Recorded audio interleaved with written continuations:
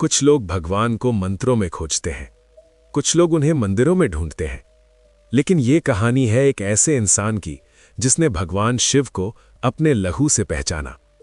ये कथा है एक अनपढ़ शिकारी की जिसकी पूजा में शास्त्र नहीं थे, पर श्रद्धा इतनी गहरी थी कि स्वयं महादेव उसे रोकने उतर आए। आज की ये कथा आपको बताएगी कि जब भक्ति सच्ची हो तो विधि टूट जाती है और ईश्वर प्रकट हो जाते हैं। कुछ स्थान ऐसे होते हैं जहां हवा भी चुप होकर बोलती है। दक्षिण भारत के उसी घने और अनजान जंगल में जहां सूर्य की रोशनी भी जमीन तक पहुंचने से हिचकती थी, एक शिकारी रहता था जिसका नाम कन्नप्पा था। लोग उसे साधारण समझते थे, लेकिन जंगल जानता था कि उसका हृदय असाधारण था। कन्नप्पा रोज शिकार पर निकलता था, पर उस दिन जंगल कुछ अलग था। पत्तों की सरसराहट जैसे किसी संकेत में बदल गई थी और पक्षी असामान्य रूप से शांत थे।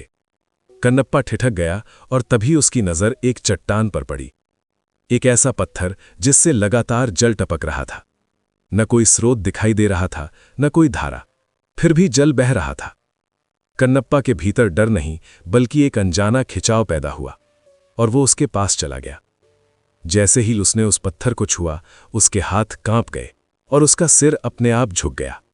उसे नहीं पता था कि वो शिवलिंग है, पर उसका हृदय जान गया था कि ये कोई साधारण वस्तु नहीं है।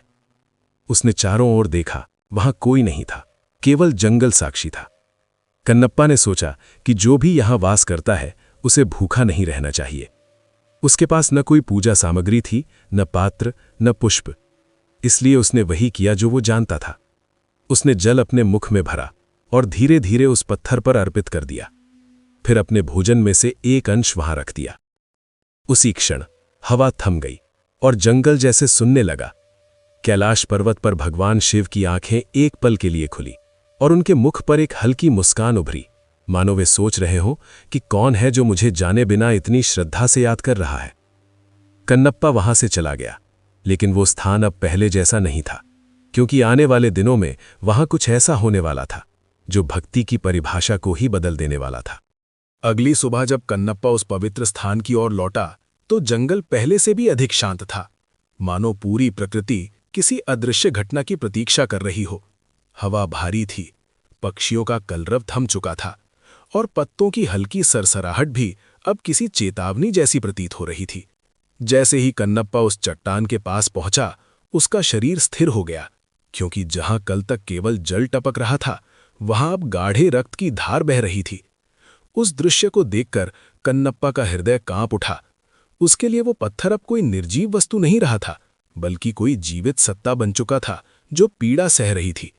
वो घुटनों के बल बैठ गया और व्याकुल स्वर में बोला कि यदि तुम्हें कष्ट हो रहा है तो अवश्य मुझसे कोई भूल हुई है, क्योंकि जिसे वह पूछता है उसे दुख में नहीं देख सकता।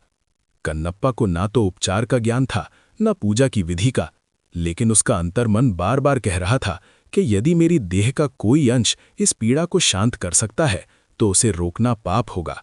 बिना किसी भय और बिना किसी संकोच के उसने अपनी एक आंख निकाली और कांपते हाथों से उस रक्तस्राव करती शिला पर अर्पित कर दी। उसी क्षण रक्त बहना थम गया और जंगल में एक क्षणिक शांति छा गई, मानो सबने राहत की सांस ली हो। कन्नप्पा का हृदय भर आया।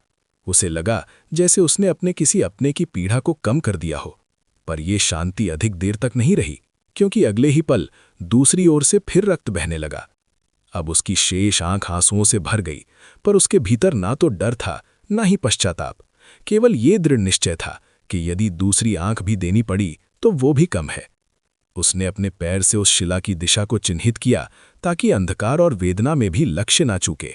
और जैसे ही वो अंतिम अर्पण करने को आगे बढ़ा, पूरे ब्रह्मांड में गहरा मौन छा गया। कैलाश पर्वत पर विराजमान महादेव का हृदय करुणा से भर उठा, क्योंकि ये अब साधारण भक्ति नहीं रही थी, ये पूर्ण समर्पण बन चुकी थी। और शिव जान गए थे कि अब स्वयं प्रकट होने का समय निकट है। जैसे ही कन्नप्पा अपनी अंतिम आंख अर्पित करने के लिए आगे बढ़ा, उसी क्षण समय जैसे थम गया। हवा ने चलना छोड़ दिया और पूरा जंगल गहरे मौन में डूब गया, मानो सृष्टि स्वयं उस पल की साक्षी बनने को ठहर गई हो। कन्नप्पा के हाथ कांप रहे थे, पर उसके हृदय में कोई भय नहीं था। केवल ये भावना थी कि जिसे उसने बिना नाम जाने अपना मान लिया, उसकी पीड़ा उससे देखी नहीं जा सकती।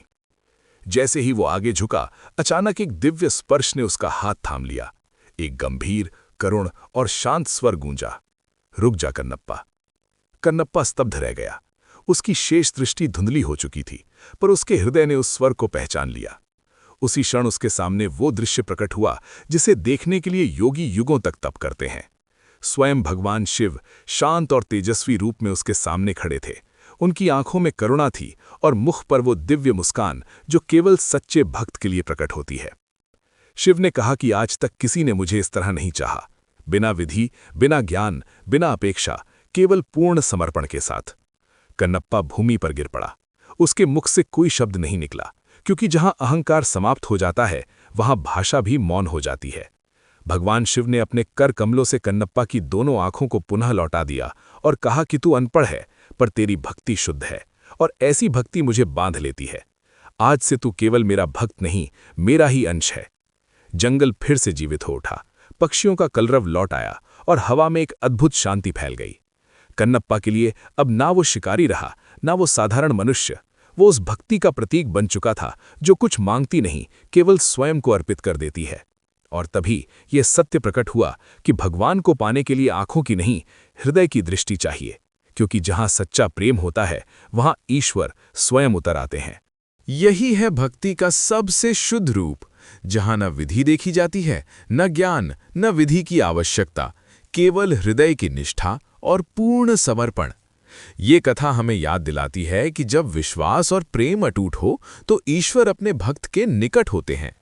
ऐसी ही दिव्य कथाएं जो हृदय को छू जाएं और आत्मा को शांति दें, सुनते रहिए दिव्य कथा ऑफिशियल 2026।